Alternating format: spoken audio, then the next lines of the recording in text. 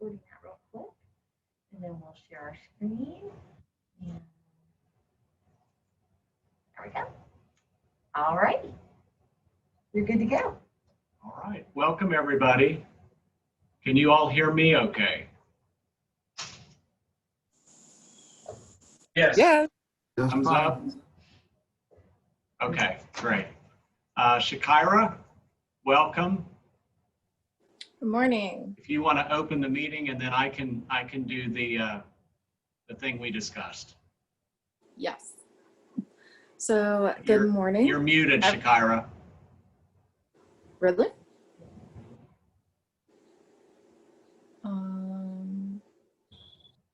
I can hear her. I can hear. I can hear you. Oh, okay. All right. I can't hear you. Oops. What are you speaking through, the computer or your phone? I can hear her. Yeah, I think somebody has to type in. Great, thank you, Stacy. They can hear her. Oh, they. Oh, that's interesting. no. So you all can hear her, but we can't. Stand by just for a second. Hold on a sec. Mute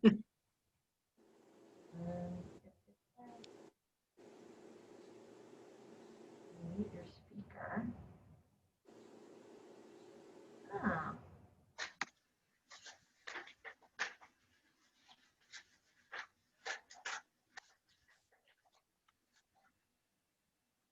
Okay. Have her try talking again. Try now, Shakira. Okay, can you hear me now? Yes. Great. Can you all hear her? Yeah. Okay. Yeah. Great. All right, we're good. Thank you. Sorry for that. No. So good morning, everyone, and welcome back to our study committee to reduce gun violence.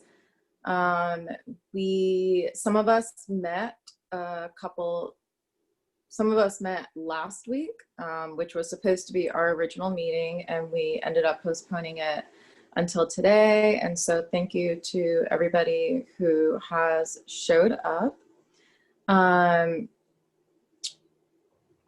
We have a few changes. If you look on your agenda, it's agenda item number 6. Our next large group meeting like this is going to be October the 9th. And so that's 1 month. That's 1 month from now. But what we would like is that the working groups meet on a bi-weekly basis. And so in 2 weeks, instead of all of us getting together like we're doing right now, we're going to have the working groups get together. And so if you are a working group leader, please definitely let Joe know for sure if you plan on meeting on that day so that they can get that up on the website.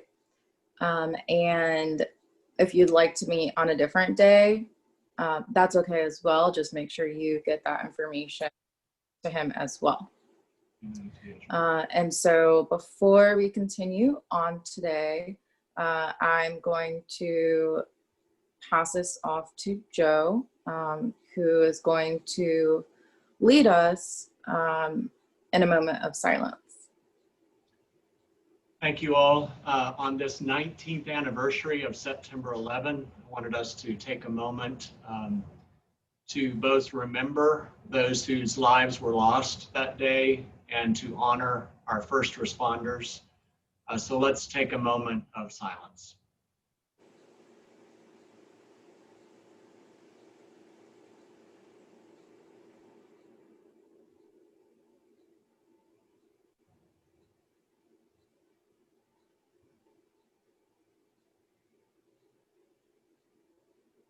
Thank you.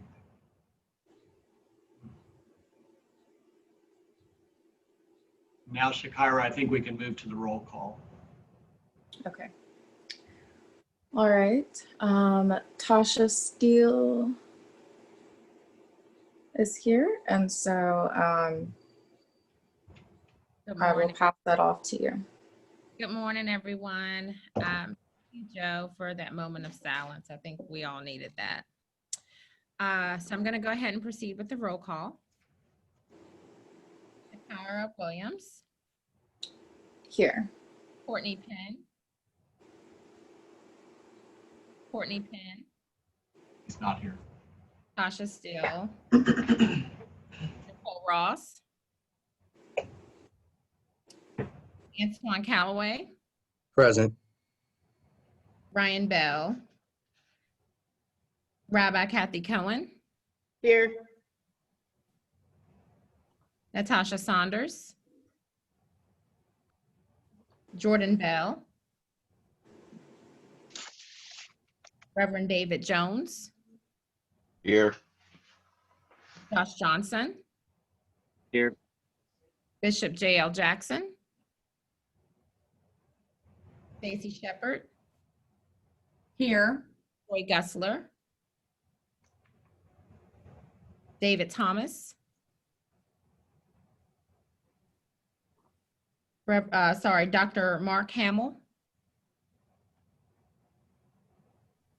Reverend Tim Harvey, Here. Anthony West, Mayor Sherman Lee,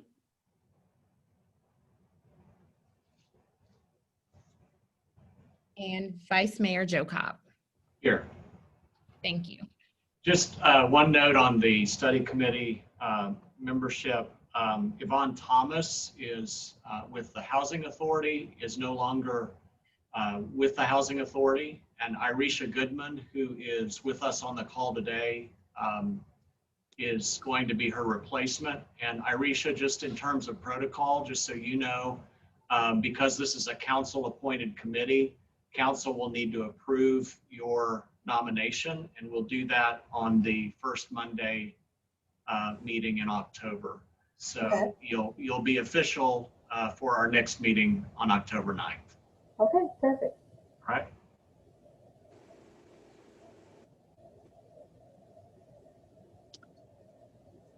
All right. And so Joe did send out the minutes to everybody this week. And so if we don't have any corrections or anything to add to that, I'd like to go ahead with the motion to get those approved. Motion offered by Amazetta. Thank you. All right, so we have a motion to approve the minutes, and would anybody second? Second by Se- Stacy. Second by, was that Stacy? Correct. Okay, thank you. All right, and all those in favor, please say aye or nod your head. Aye. Aye. Okay. And those not in favor, say nay. All right, so the ayes have it and the minutes are approved. Before we move, well, I'll save it for after the data update. So go ahead. Go back. You can go to this. You want to pull that up?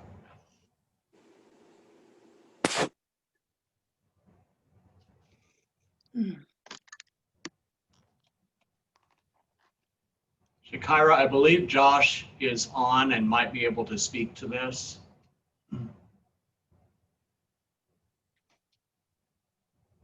Hey, Josh, would you mind just kind of giving us an overview of this map here? Don't mean to put you on the spot. Yeah, I'm trying to get the most recent numbers or the most recent map from Alicia. I have the August 24th map. But you can kind of see, I mean, we've obviously broken down with the black being just a GSW, red being homicide, and then the blue being someone who died from gun violence. So obviously you can see there's this disproportionately heavier amount in the MOTA area, Melrose Orange Target area.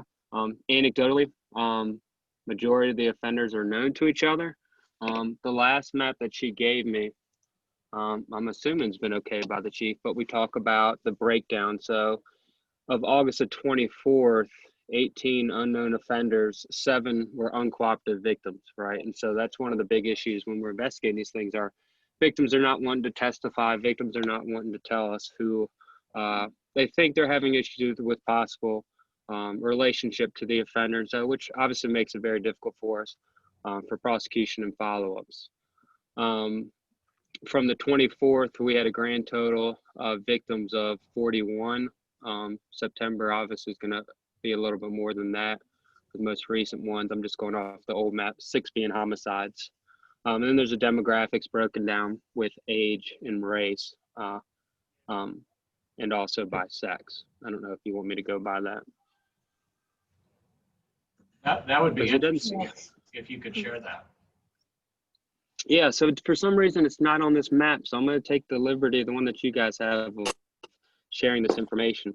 When you look at the victim age, the highest range for Black males for being a victim of gun violence is 22 to 30, followed by 31 to 31. 31 to 39, there's 5. 22 to 30, there's 10. So highest being 10 is 22 to 30. And the concerning one is less than 18. There's 4 Black males that have been a victim of gun violence. When you look at females, we have 5 Black females that have been shot, 1 white female that have been shot. And when I talk about totals for the males, I forgot we had 26 Black males shot, 9 white males shot. In a total, that's 41 of the shootings. So that's the breakdown. There's only 1 Black female that was shot. Her age group was 22 to 30. And the highest age group for Black females was just 2, but at 22 to 30. So the age range we're looking at for victimization is 22 to 30. GSW is a gunshot wound, Gene. So GSW is a gunshot wound. Sorry for the vernacular.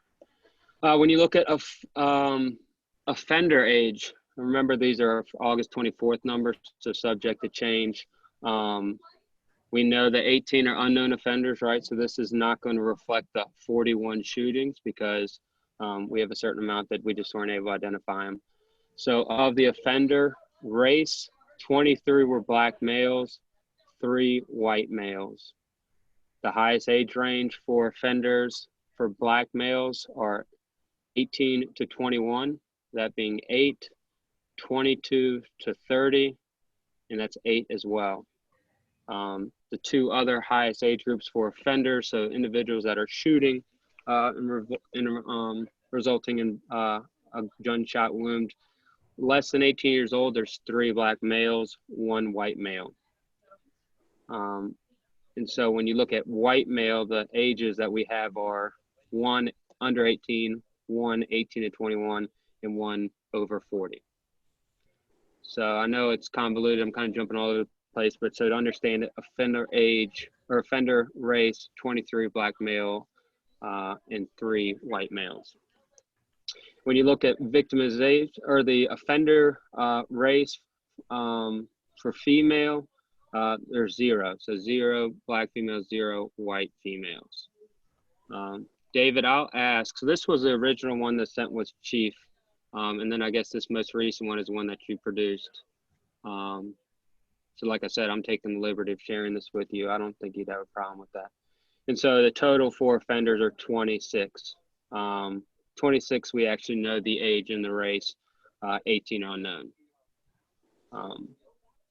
And so it's similar to broken down of what you have on the map, very similar.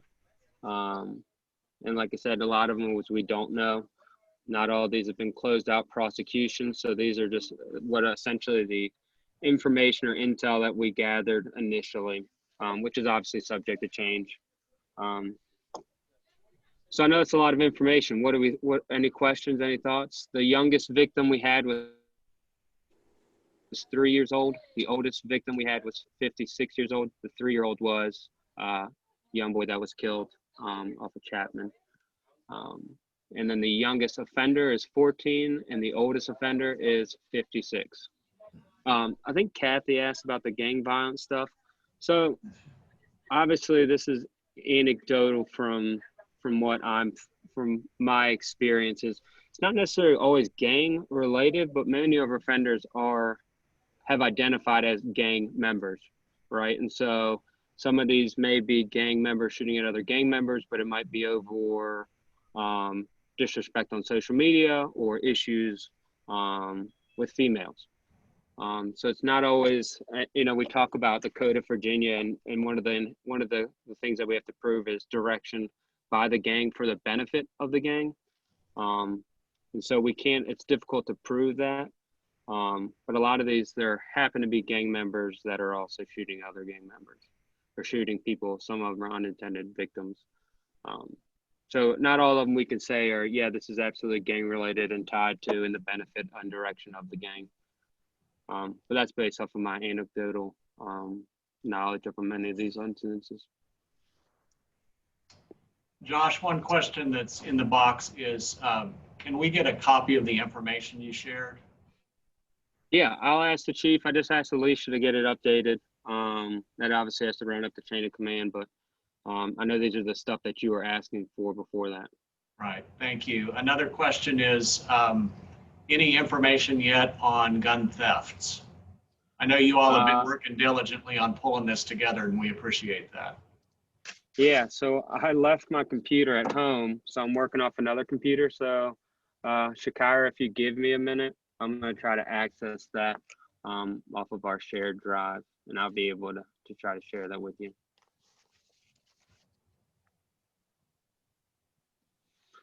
Or any other questions while he's, and if that's something when we come back out of our breakout sessions that we can share, we can do it then too. This is Antoine. I do have a slight question. Is there any evidence or any difference in whether or not the altercations that happen between, is it more cooperation in the cases where it was more whether it occurred with more white people versus the black offenders? Do you see that there was cooperation with the white offenders versus not seeing any with the black offenders? Can you rephrase that, Antoine? Yeah. So in the cases where you're saying that there were 9 males that were identified as white, I guess as white shooters, correct? Or white offenders. Is there more cooperation in those cases versus in the ones that are the higher in the volume of black offenders? I can't even say off the top of my head. I'm not sure what the disposition of those. So the offenders were 3 white males. And I'd have to look at that. I know one of them was closed arrest. That was kind of an issue we had up on Michigan, where all the offenders were known to each other. Okay. See, I was just trying to see if there's more cooperation between, the different groups. Is it more cooperation when you're doing a case with white individuals than the cooperation that you would receive working with a situation that pertains to black individuals? Yeah, and I mean, that would take some heavy lifting, obviously looking at each individual one, looking at the prosecution, how it was closed out, who the victims were, what their testimony were. And that's why we talked to Joe about having some kind of public health review of this, right? Having a university or the health department look at this and gather all that information, because they would definitely have the resources to kind of carry that burden, showing the outcomes of that. But I don't have that. We didn't ask Alicia to track that. So that is a good question. Appreciate it. Yeah. I like your library. That's impressive. Yeah, I downloaded it this morning. I love it. Elliot, I know we had talked about that. Like, what are the demographics of that? I don't have that information. That's why I think it's imperative that maybe we push out. Maybe part of this task force is asking for local universities. Do we have a master's at Hollins or somebody, somewhere out in Lynchburg with, Lynchburg colleges, somewhere local maybe, that can do that study on education level, income level. One of the, I think, best resources for looking at some of that information, and the heavy lifting has already been done by the Roanoke Prevention Alliance and the Virginia Department of Health, Virginia Tech Center for Health. They did a resiliency and needs assessment review in 2018, and it's a 41-page document, and it breaks down the demographic levels, the education levels, the makeup of the families, the number of domestic assaults, who sought out treatment after those domestic assaults, who's getting services, single parent households versus two-parent households, how many kids are being raised by children. If you want to know a lot of that information's in there. I just got done with a panel about resiliency yesterday in Southeast, part of Radford's master program, where they're looking at needs assessments and how do we better get access for health, mental health services, food services, crime for the Southeast community. So that's why, like, Radford or one of these programs have to have somebody willing to jump on one of these things, especially what's going on. I can send you a link to that, Elliot, but you should be able to Google it. I can send it out to Joe, but it's a resiliency and needs assessment. Now, it focuses heavily on juveniles because that's part of Roanoke Prevention Alliance's platform, but it talks about all races and education levels and age levels. It's a fascinating read to understand what we have going on, what the demographics are looking like in the city. Yeah, because it even talks about how many children are being raised by grandparents. So. Yeah, and the reason I asked that question, because just a quick math in my head, you know, when you talk about the offenders, both the offenders and the victims, you know, they're all in that 18, the majority of them in that 18 to 21 range, you know, which kind of strikes you as that's the time when young folks should be doing something else besides out shooting each other. I mean, so it kind of says, where does it start? You know what I'm saying? So you're either catching them, if you miss them as a juvenile and they don't have any place to go, they just turn 18 and then they start trouble.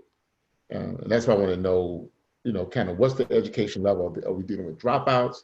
Because when you start talking about prevention, it's kind of where you want to go to start the prevention activities before they get to that point.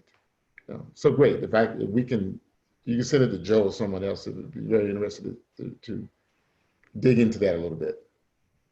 Yeah, and I thought that was interesting. So Mr. David from Danville, with his last presentation on Friday, where he made the distinction of shooters and killers.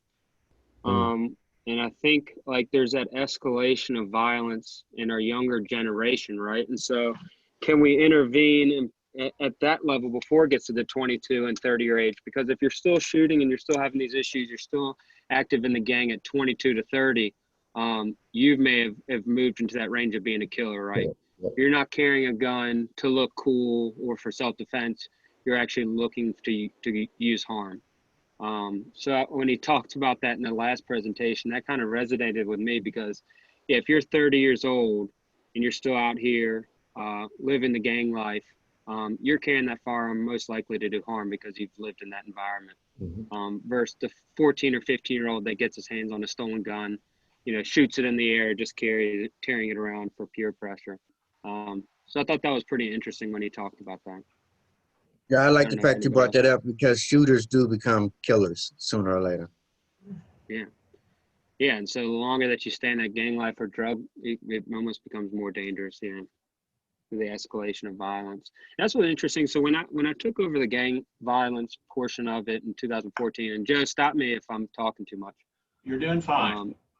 So 2015, we were looking at a local gang group of juveniles, and you saw the escalation of violence and crime. So it obviously starts with skipping of schools, delinquency, curfew violations. It eventually escalated to like them driving or them using paintballs and BB guns, shooting people with paintballs and BB guns, breaking into unlocked cars. Eventually they started stealing cars and driving them around. And then by 18 and 19, the people that were still involved in those activities that we weren't able to get intervention or prevention, that's when they were actually causing real violence, gun violence, at 18, 19, 20 years old, because they're still in the life and there's that escalation of violence, right? That 14-year-old typically is not the one to pick up a gun and go kill somebody with the intention of killing somebody.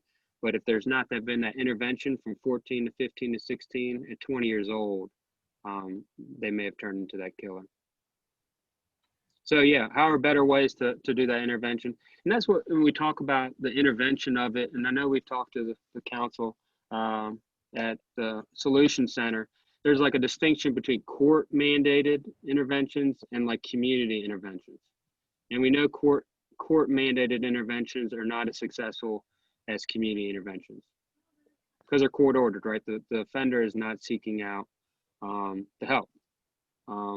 So we really need to look at our community interventions and rely heavily on them as ways of preventing these in the future.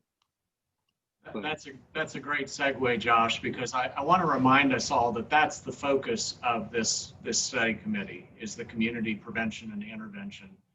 And it's a collaborative effort, but the more engagement we can grow within the community, the more long-lasting and sustainable these solutions and transformative work are going to be. So just to add on, we're going to move into breakout sessions in just a few minutes, but a couple of things I wanted to share before we do that. One is that for those like Chris and some others, Arwen and Tanya, we've got several here from Carillion. If you all are aware of contacts that might be available through the School of Medicine or Research Institute that could assist with this, Amanda shared that Radford has a program that might be able to work with us on this, that they have a connection with. Let's move forward with that. I think that would be a great addition to the work that we're doing. I also want to just take a moment to introduce a couple other people in the room with us today. Part of the transmission we're making in the city in terms of support for our work, we've been working with Tiffany Bradbury, who's our community engagement manager, and she's extraordinary and is a Zoom wizard, so we appreciate everything that Tiffany does. She has been training our city clerk's office because this is a council-appointed study committee. I want to introduce to you, oh, well, Susie was here. She vanished. But Susie McCoy, who's our city clerk, was right behind me, and Cece Webb, who is our deputy city clerk, is right here. And so Cece, over the next month or so, will be doing what Tiffany is doing. So I wanted you to be able to know who these folks are and that they're providing support for us. And so as you have opportunity, please express your gratitude to them for all they're doing to help us continue this work. So I think we have, Shakira, I think we have everyone assigned to the breakout sessions. The gang violence reduction and recidivism group is going to stay here in the main room with us, but everyone else will go out to your breakout rooms. And then I think we need to do a hard stop here on this end by 11:30. Yeah. So we'll bring you back in at 11:25 so that we can do a quick wrap up. If for some reason somebody gets bumped out of the room and you come back in, we'll make sure to get you reassigned to where you're supposed to be. So any questions before we make that shift? All right. You ready? I think we're ready. All right, Cece, so this is where the magic happens. Okay. So we just hit breakout rooms and we hit open all rooms, and they are going to start, because they're going to get things on their screen. They'll take them. Unassigned. Okay. Okay. So Chief Hoback needs to go to Safer Neighborhoods. So then I'm just going to put him there. David Southall, David is in.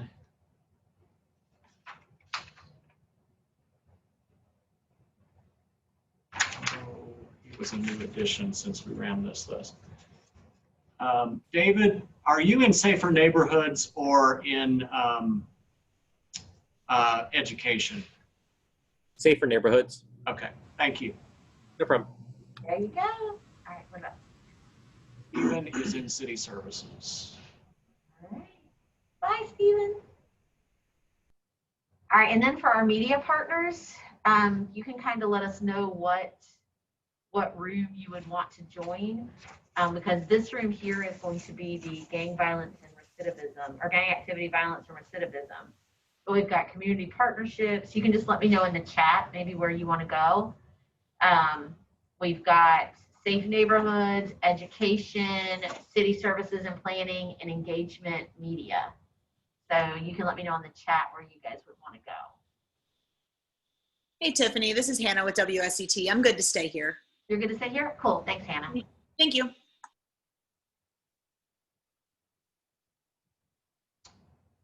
Wow, only one media person is vocal today.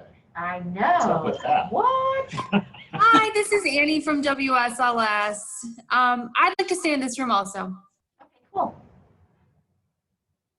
Jean and Pete, Tom, Alicia, you guys want to stay in this room too? I'll take your silence as a yes. Okay, cool. Okay, Thanks, great. Alicia.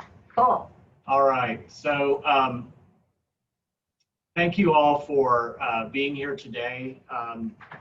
In conversation yesterday with Antoine about just facilitating today, I'm going to just take the lead to kind of bring us all up to speed since we've been attending various meetings. And then, and as part of that, I wanted to review and have those of you who were able to be a part of the call with Mr. David on Friday to just spend some time reviewing some of the things that he covered, because I think he shared a lot of great information. And I also hope that you all received the link to the recorded video of that meeting. I sent that out yesterday. We're also going to be posting that to our web page on the city website so that will be accessible. And then I thought after we do that, we could move into just reviewing some of the goals that we set out, or action steps that we set out about a month ago, and review those and see if we need to tweak any of those and start adding people responsible for those and building out the timeline. Does that sound like a good plan in our time together?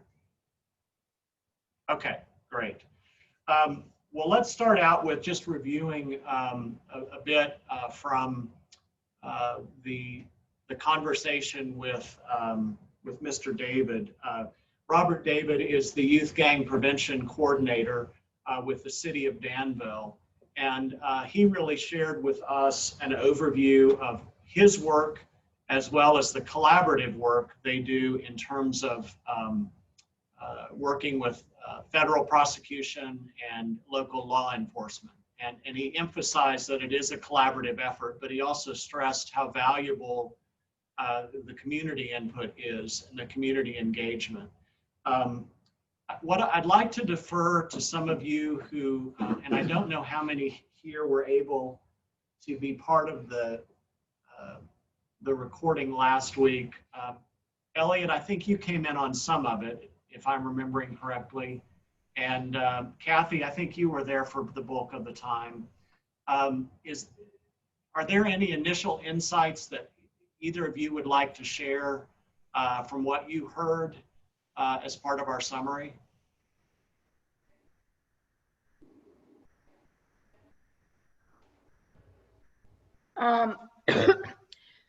Joe, I'll just say that first of all, I think it was a phenomenal opportunity. And as we talk more, I'd love to invite Mr. David back, but I think it points to the fact that we very much need somebody who is in his position in Danville here in Roanoke. And somebody whose time is completely dedicated to forming relationships with people who are involved in gangs or who are likely to become involved in gangs. And, you know, I just kept thinking about the program that he set up where there would be jobs, but the point wasn't the job, the point was the contact. You know, I would very much love to see us move in a direction where we had somebody as a city employee who was responsible for basically the same concept. One of the things that he addressed in that was not only what you've outlined, but the fact that this person can also work with other people in the community. Antoine, you've introduced to us Mr. English, and I think many of us are aware of other people in the community who've emerged from gangs and have that experience. They also have street cred, and to have them be part of a team that in part focuses on prevention and intervention, but also minimizing the conflict and working almost as a mediator and trying to address it as it's happening. And that was an important piece of what he talked about. It, in a way, it's similar to what the community mitigation coordinator and rapid response effort is, but directed specifically toward gang activity reduction.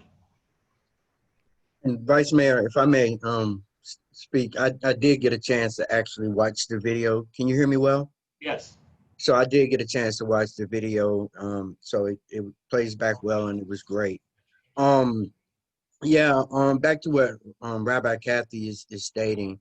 One of the main things is that we're realizing, and even in his conversation, is the fact that the community is segmented. And this is a segment of the community that really doesn't get reached out to too often. And it's really trying to find out. And when I watched the video, it did highlight a lot of key things that we've had in our discussions, but it's how do we begin to implement those things. And when he stated that his position is not a position that is under the police department, it is a position that is under the city manager's office. And it comes from a different perspective, not looking at it from the law enforcement aspect of things, but looking at it from the community aspect of things. So it's really trying to create a position that could step into the community, that is part of the community. In the past, we've mentioned about community health workers, which are people that have done that type of work or do that type of work. But using a model, that can be used in our community, it really could be effective in finding the right people to do the work. One of the key points that he mentioned was there are people in the community that's currently doing the work. How do we get those people at the table? And we have a lot of individuals that are at the table, and Mr. English wanted to be here today, but he's actually speaking to some people about an incident that just happened last week. So he's kind of doing some things. But how do we get some of those people that are in the community that's doing the work to be at the table? And I know we do have specific goals and things of that nature, but how do we actually begin to get some of those people that are really doing the work, identifying those individuals and having them be present at the table to see what we can do to help with their capacity building, with their funding opportunities that may need it, and how we can go forward with that? I think that's a great point, Antoine. And when we get to the stage of reviewing our action items, I think we should add that in, make sure it's there.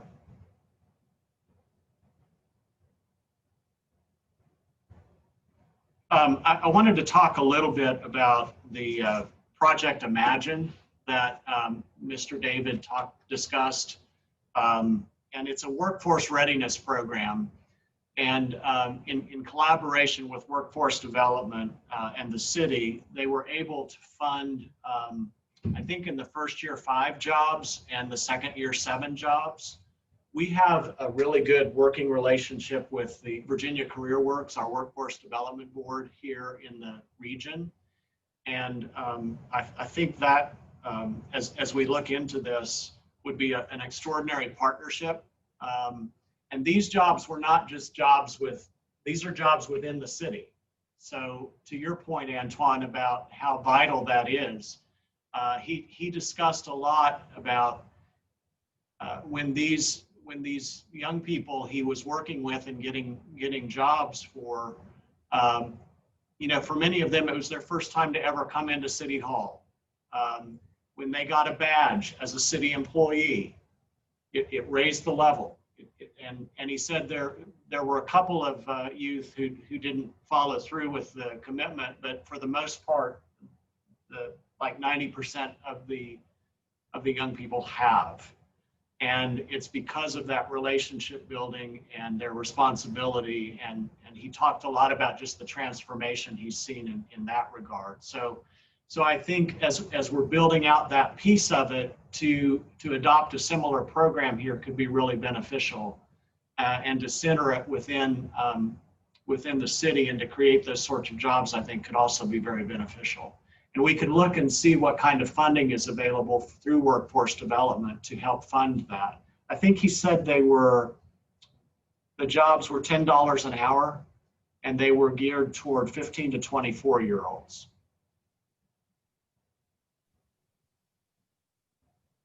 And it's just making it's and also I guess he was saying like catching the ones that want to be caught, or that want to make that transition and that move.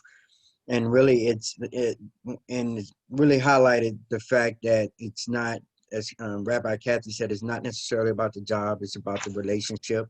And that, you know, working with the individual, sooner or later they may develop, whether they finish or they don't finish, at least they've made that contact with somebody that they know, once they get an opportunity and want to make a change, that they can actually pick up the phone and call somebody and say, hey, it didn't work for me while I was in the program, but I really want to make a change in my life right now.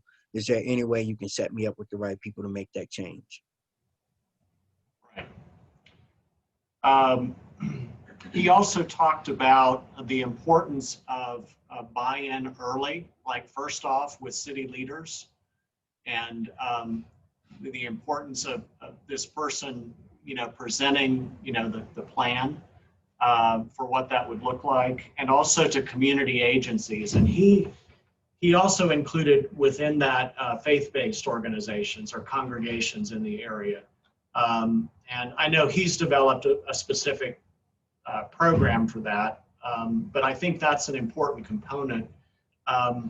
Elliot and, well, all of you, but can you talk a little bit, and I'm guess opening up this not just in regard to gang activity and gang violence reduction, but also when we talk about recidivism, I think we need to continue to build out those community partners that we need to reach out to, including faith-based organizations. Elliot, in your work, how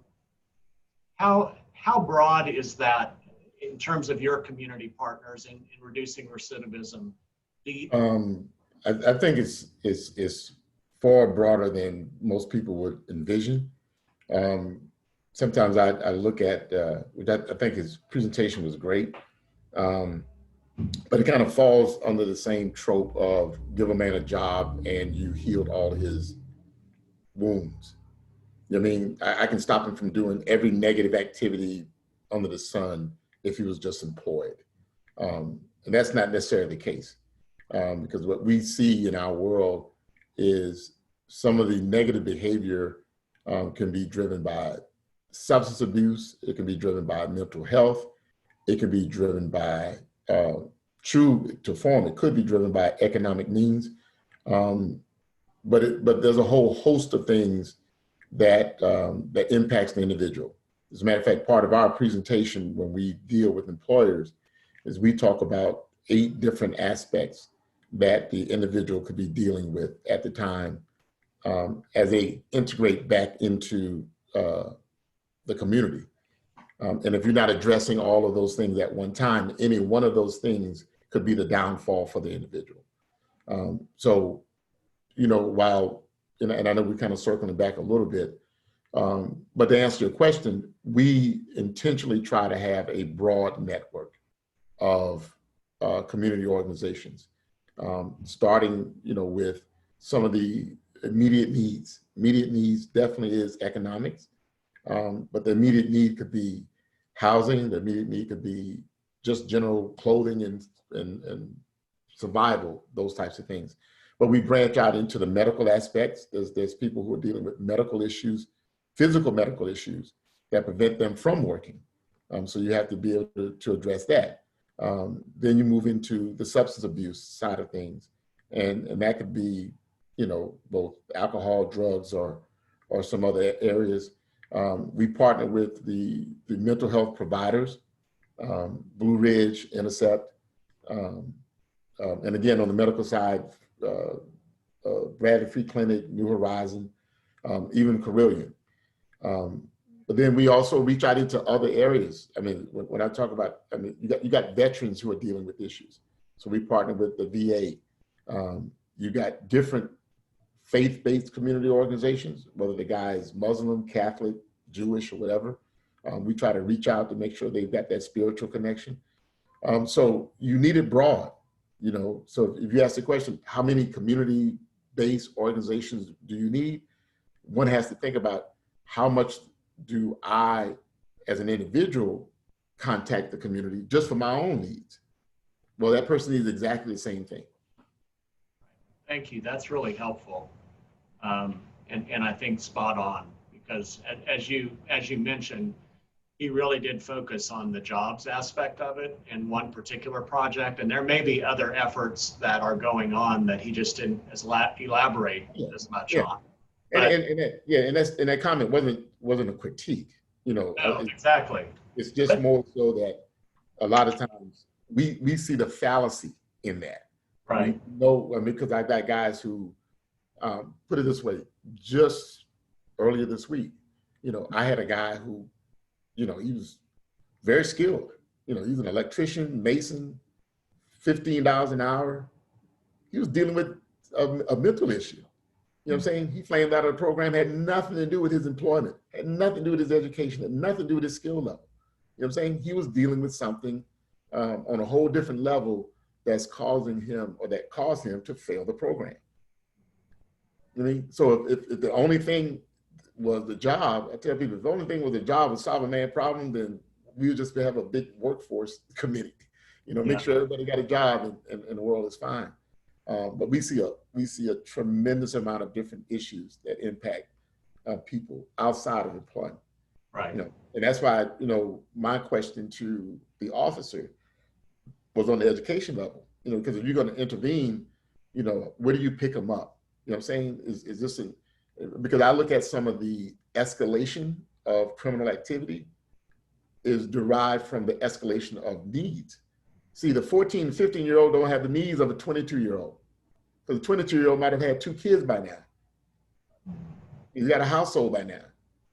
He's got relationships by now. You know what I'm saying? He's dealing with real world adult problems that the 14-year-old didn't deal with. So his need to escalate it, or his need to do something different, you know, derives from a whole different point of view between that area over here.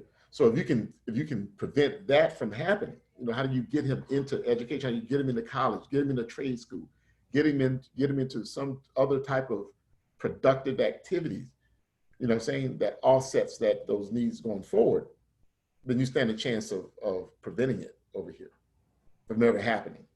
You know? Right.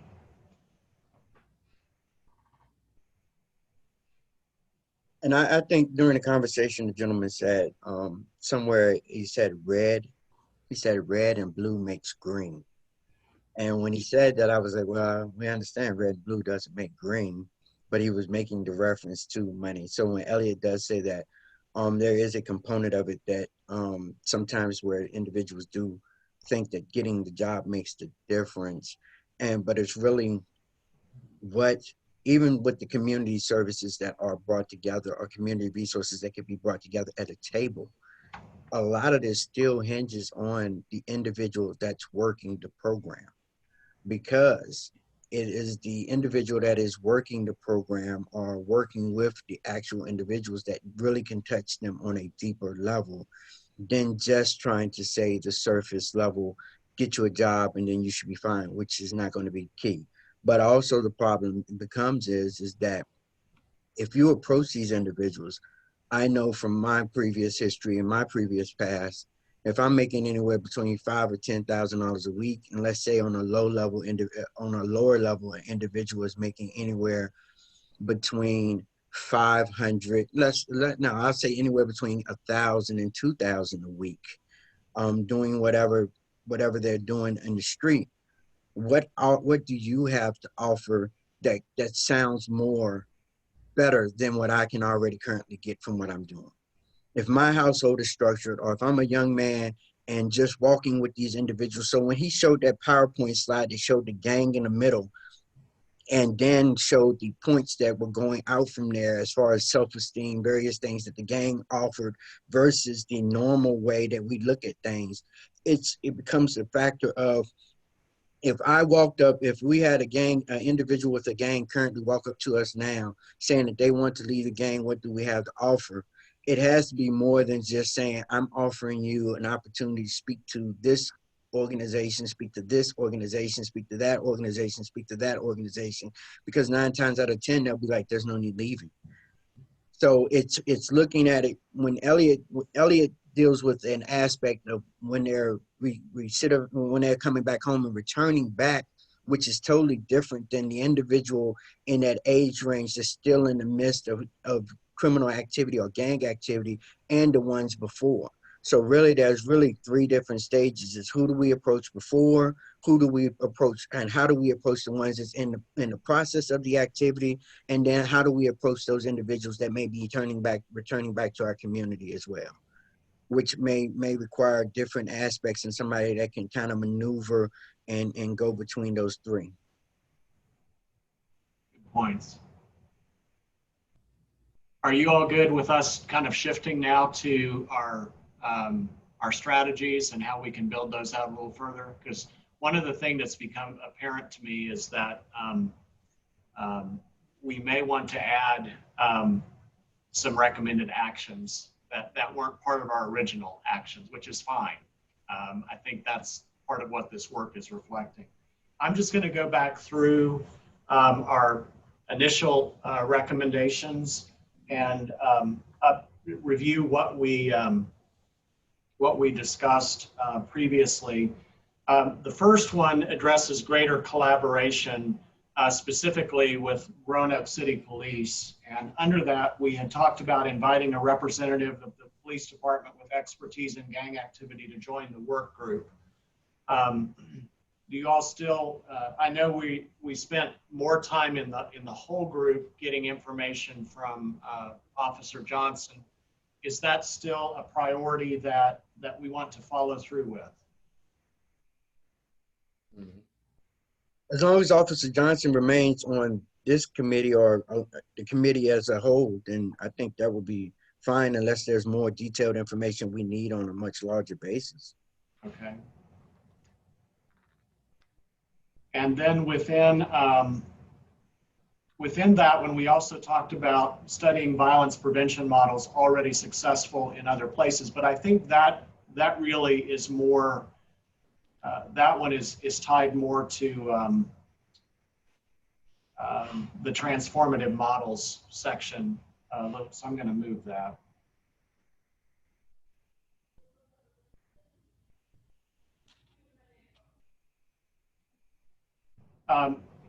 Within that, we talked a little bit about, greater collaboration with the police department.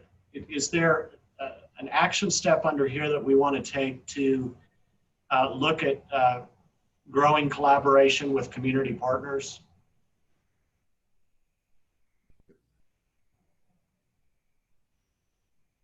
I think that's essential, Joe. It's great that we have Elliot here, and he's an amazing resource. I think we need to make sure that we have as many people as possible who are already doing this work brought together. Well, and I know typically we do have some who are already part of this working group, but I think the challenge is, who are we missing? Who's not yet at the table? I think, Antoine, you specifically named people who are already doing this work in the community, who maybe don't represent an organization, but they do represent the street credibility and the insights that they bring. Is that accurate? That is correct.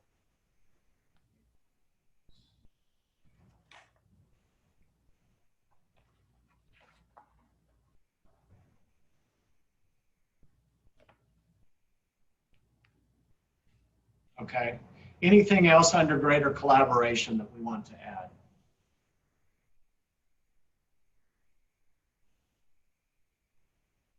In terms of the recidivism piece, I think it would be good if we had somebody from the sheriff's office also. Okay.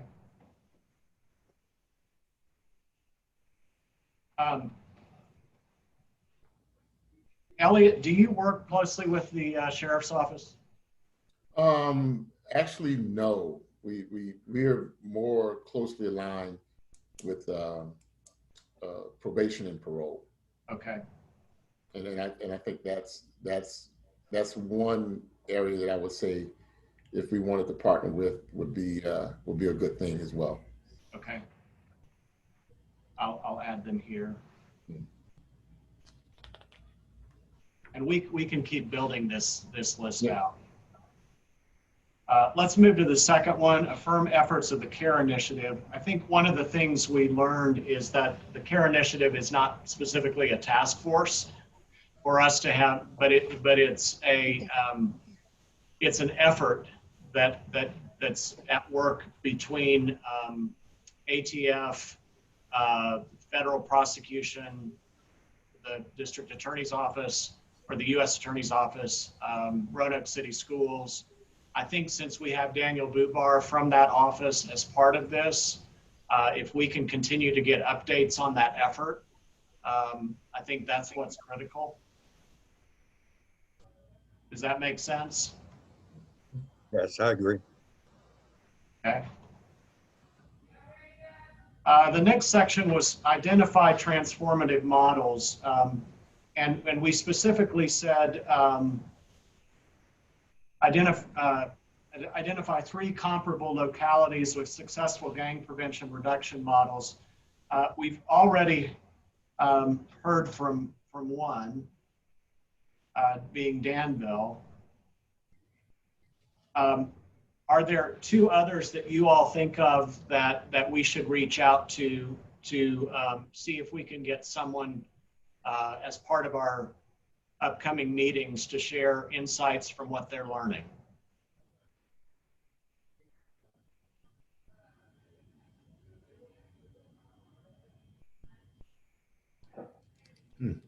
I know, Antoine, you sent out some models for us, and I think some of those are national models.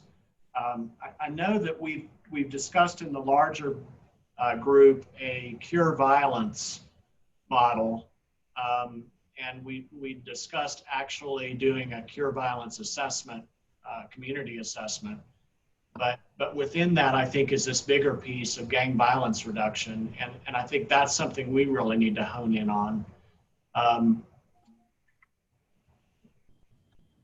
Perhaps we need to just keep that as a goal, as an action item, and as we identify 2 others, work to bring them in as resources for us.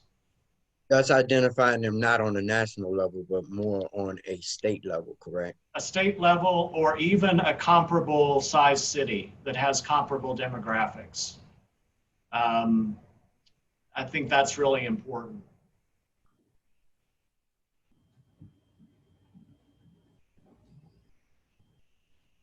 Agree. Okay. Let's move down to reducing recidivism. And we talked specifically here about, our original recommendation focused on Roanoke City Jail, but in fact, the next 2 focus on that.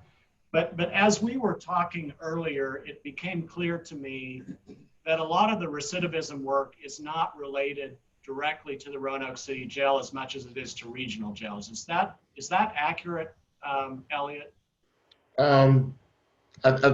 Yes and no. I would say yes is not necessarily a jail thing, and I can only speak from my perspective, of course. We have very, very little involvement with Roanoke City Jail. As I said, all of our experience and all of our data says that it's more of a transitional location. Not to say that somebody can't be in jail for a while and still need those services. We just don't deal with it at that level. And we deal more with the regional jails and the penal institutions within the state. But I do know that the jail, I've been in conversations with them as far as their females. They've been looking at some opportunities to do more work. But all of them come through all, you know, and I say yes and no because every organization like a jail has the ability to intervene and assist on stopping recidivism. You know what I'm saying? Because the guy may go to jail, but the guy may be an ex-offender from prison. You know what I'm saying? And he's going back, and that's his first entry back into the system. And so if you can stop it, you know. Another areas which we didn't talk about is the court system. You know what I'm saying? How do you stop a guy from, and Antoine, you can chime in on this one. You know, the guy is trying he's trying to do the right thing. You know what I'm saying? But he slips up. Do you send him back to jail, or do you send him someplace like a Dorcas home that he can still maintain employment, still reach out to the community, still have contacts without going back into the system? You know, and you know, there's different programs, pre-trial intervention, pre-sentencing intervention.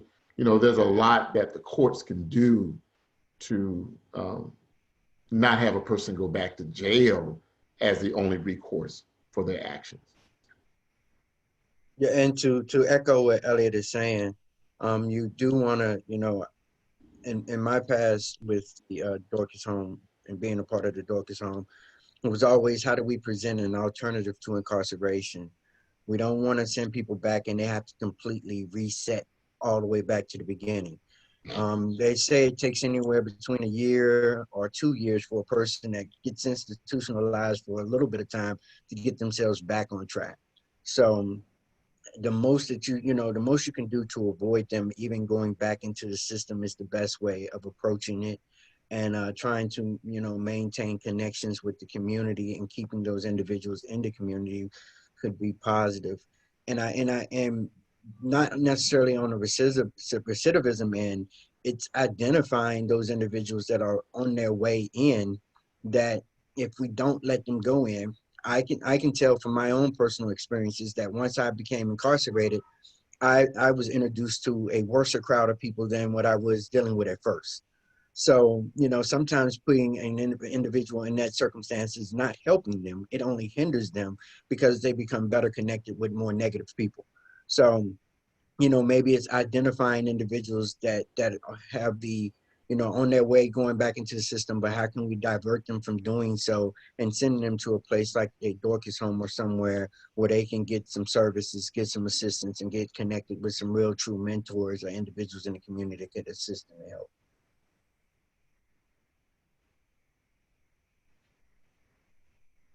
Okay.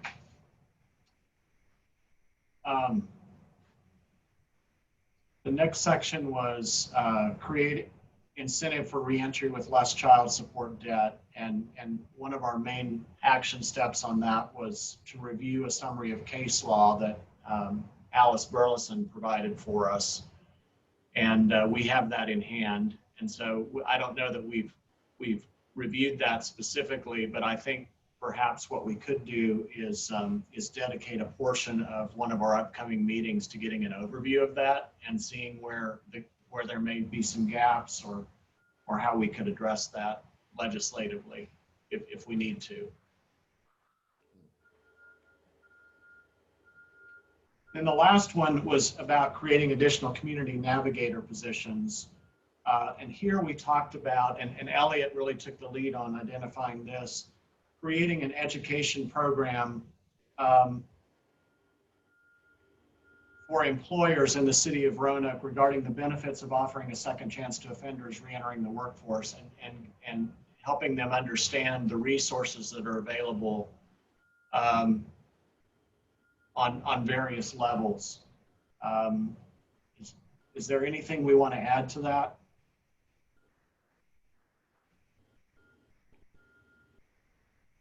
From my perspective, the community navigator aspect was almost similar to what Mr. David was describing, almost a position similar to his.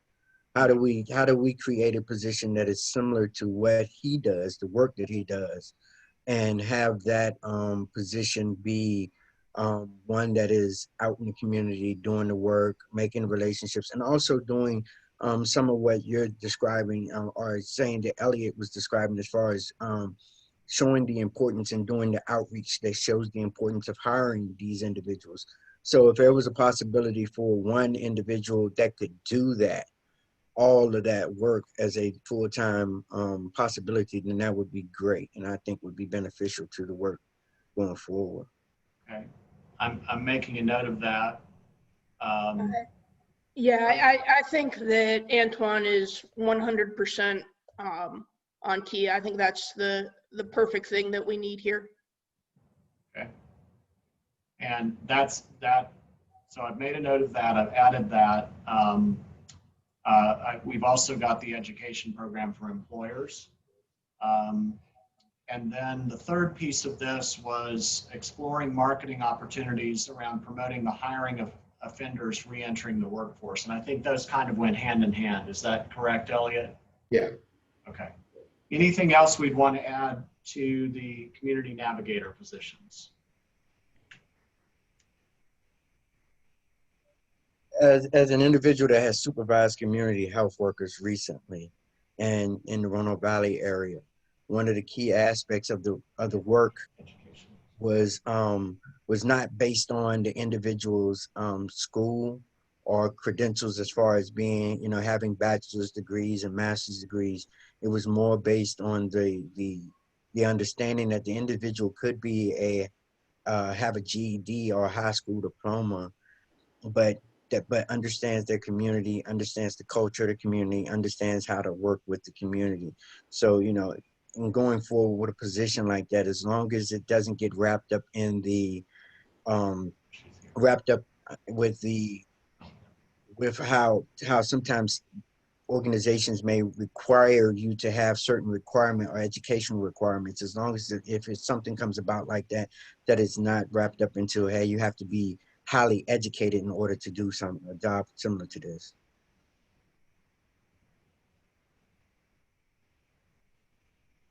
So is there anything else that we want to add to our action plan at this point?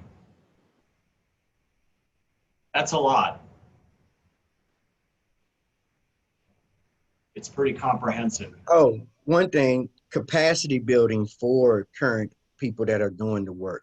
That is something that he has stated, and I don't know where this fits in, but if there are people that are currently doing the work, how do we assist those individuals that are currently doing the work to help them be able to continue to do it, but do it in a way that can set them forward for possible funding, possible collaborations, and possible ways of working with other community partners.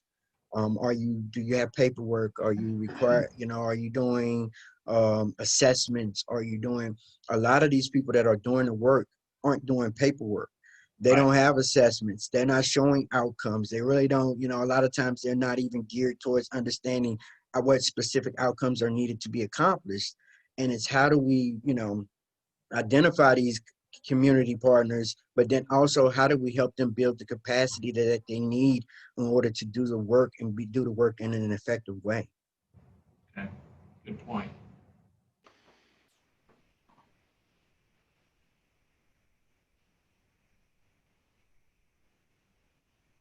All right, anything else that we want to add?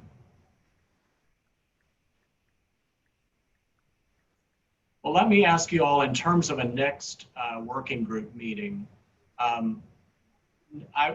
2 weeks from now, the 25th, is a little difficult for me because I've got an all-morning commitment previously scheduled. That doesn't mean that if that's the best date for this group to go ahead and do so. Is there, what are your thoughts on a next time for us to meet as a working group to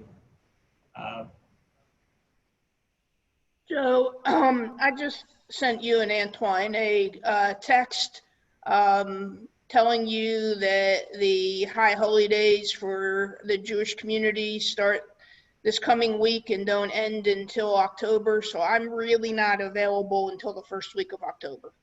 Okay. Well, let me ask you all this. Would you prefer, since we had a meeting last week, to just do some of this work via email as a working group and then meet again on the 9th? Good.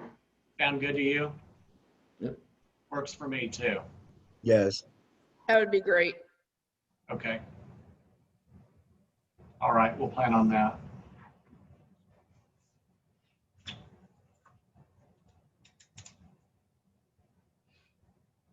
How much time do we have before we bring the others back in? About 5 minutes. 5 minutes, okay.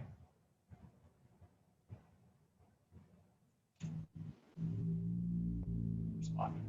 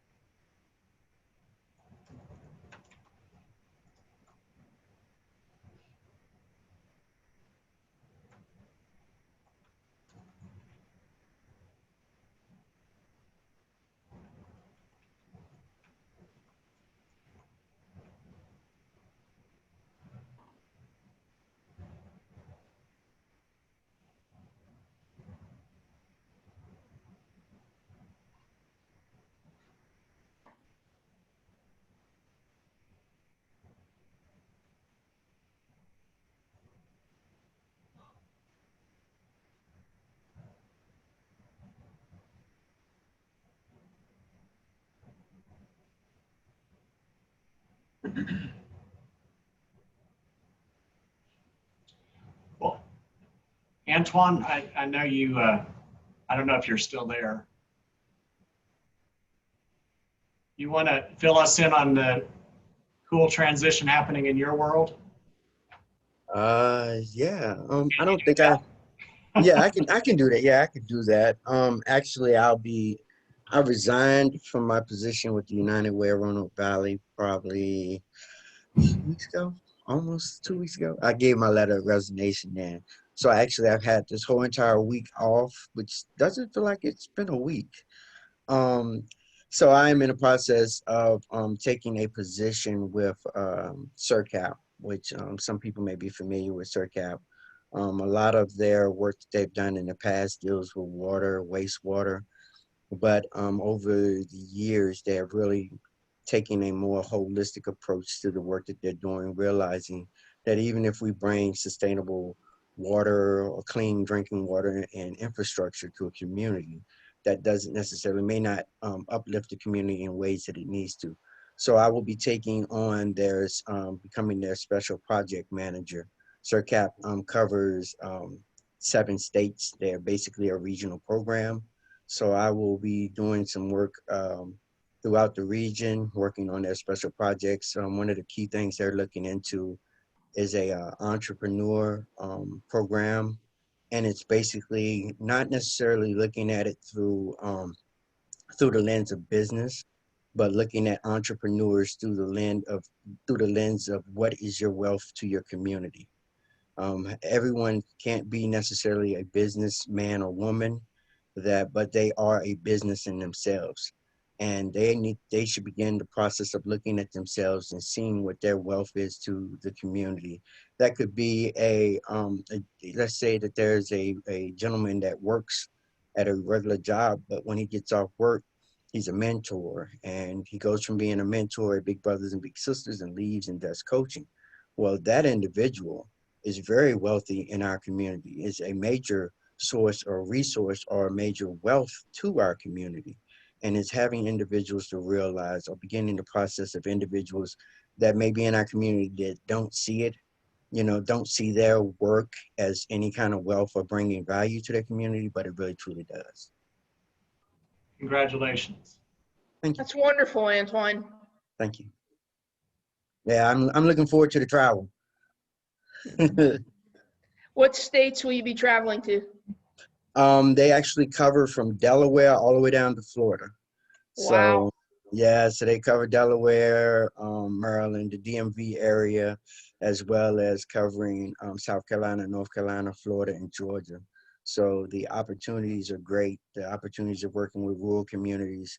Often I've worked for different organizations, and a lot of times rural communities can get overlooked or be overshadowed by the urban communities. So to Yeah. have the opportunity to work with rural communities and see how we can kind of help and advance some of the services and some of the needs to their residents will be a great thing. Wow. That is so great. Thank you.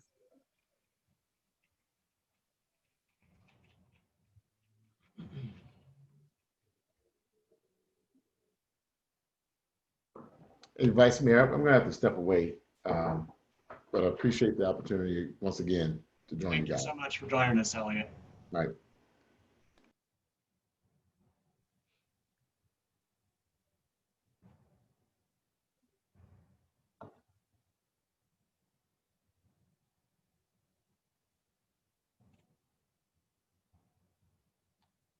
All right, I think we're all back in. Those who are left, Shakira, if you want to lead us in a wrap up and any instructions for the next meeting. I will say to everybody, and particularly leaders of the different groups or anyone who recorded minutes, if you can please send those to me. I'm in the process of working with all of our working group leaders to develop a report of where we are on our recommendations and our action steps. So the more information you can send to me, I hope to have that full report out to you all before our next meeting so that we can take a look together as a committee at the progress that we're making.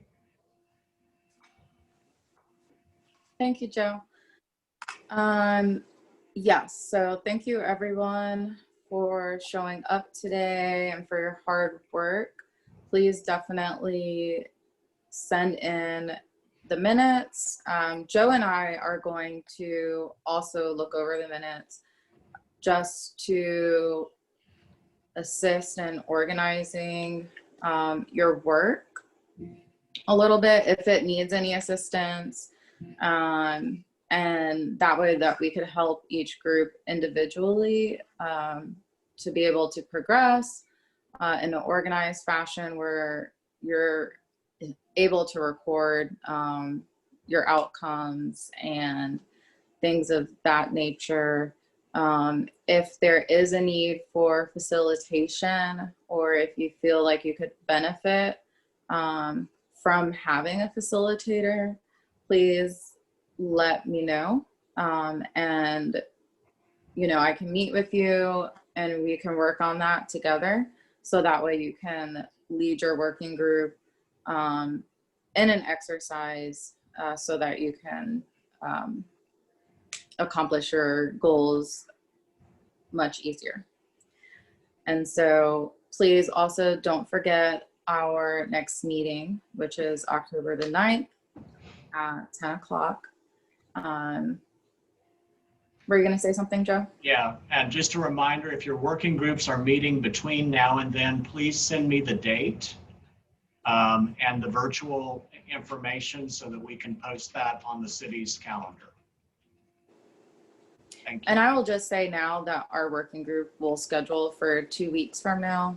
And so I will send that information to you, and I can send out the Zoom link to my group for that.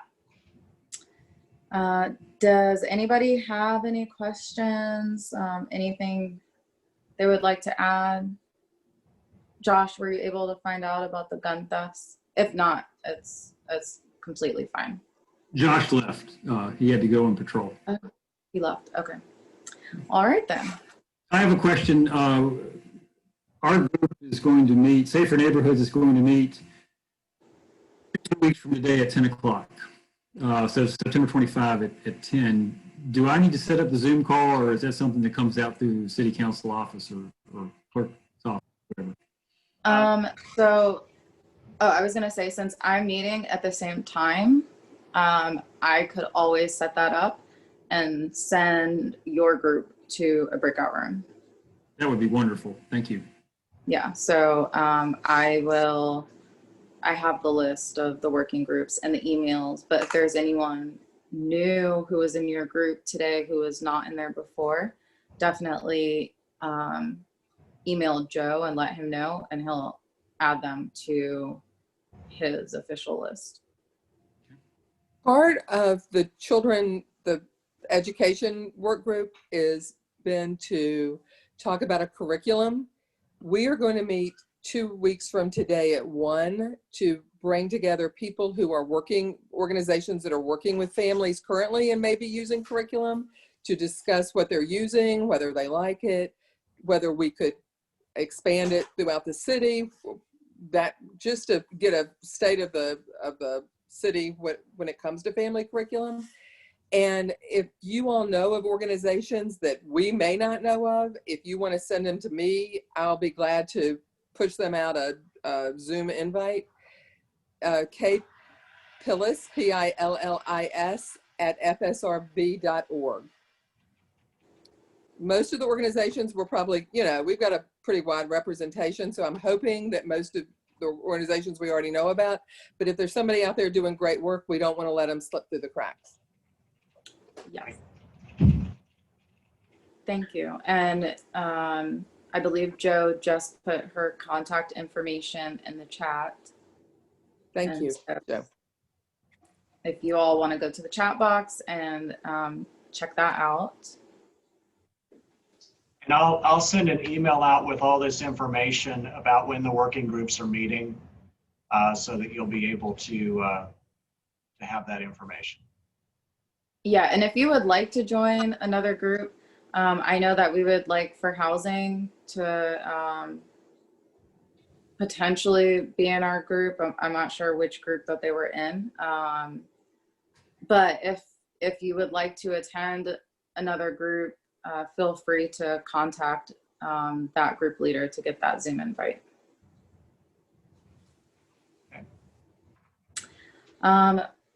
If we don't have anything else, I wanted to thank you all for coming today. We really appreciate the hard work, dedication, and the commitment. And I hope that everybody has a safe and healthy weekend. Thank you all. Bye. Well, thank you. Thank you.